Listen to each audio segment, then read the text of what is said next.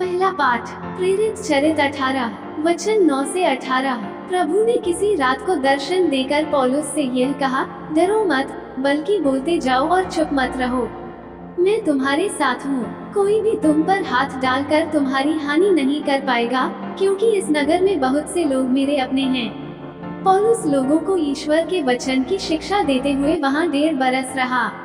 जिस समय गल्लियो अखया का प्रांतपति था, सब यहूदी मिलकर पौलुस को पकड़ने आए और उसे न्यायालय ले जाकर उन्होंने ये कहा, ये व्यक्ति ईश्वर की ऐसी पूजा पद्धति सिखलाता है जो संहिता से भिन्न है।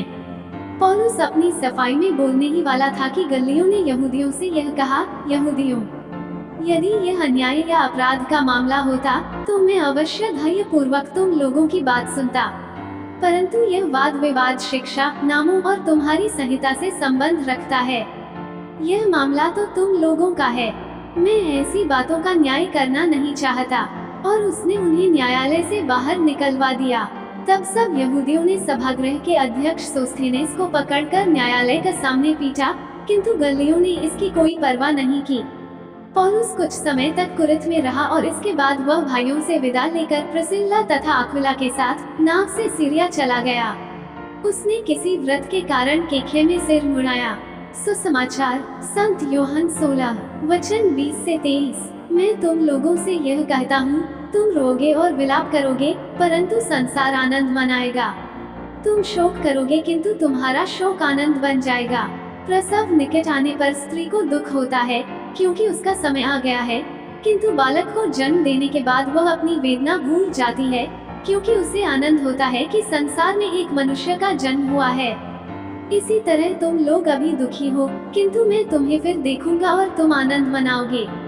तुमसे तुम्हारा आनंद कोई नहीं छीन सकेगा।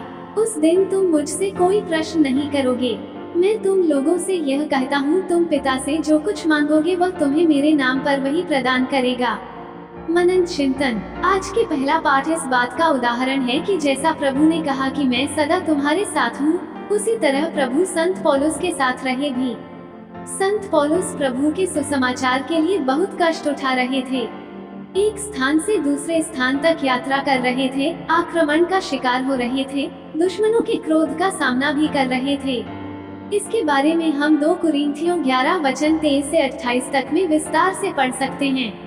वे सारे कष्ट और परेशानियां अपने व्यक्तिगत लाभ के लिए नहीं उठा रहे थे, बल्कि प्रभु की खातिर। कभी कभी हमारे जीवन में भी दुख और विपत्तियां आती हैं। हम जीवन में निराश होते हैं। तरह तरह के कष्टों का सामना हमें करना पड़ता है, और फिर हमें याद आता है कि प्रभु ने तो कहा है कि याद रखो, मैं संसार के अंत तक सदा तुम्हारे साथ हूँ। लेकिन उस कष्ट और विपत्ति में हमें प्रभु के साथ का अनुभव नहीं होता।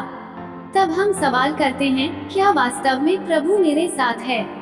लेकिन हम ये सवाल कभी नहीं करते कि क्या वास्तव में मैं प्रभु के साथ हूँ? क्या मैं प्रभु के लिए कष्ट उठाने के तैयार हूँ? मैंने प्रभु के लिए क्या किया है? अगर हम प्रभु का कार्य करते हुए कष्ट और विपत्तियों का सामना करते हैं, तो प्रभु क्यों हमारे साथ नहीं रहेगा? क्यों हमारी रक्षा नहीं करेगा? आमीन।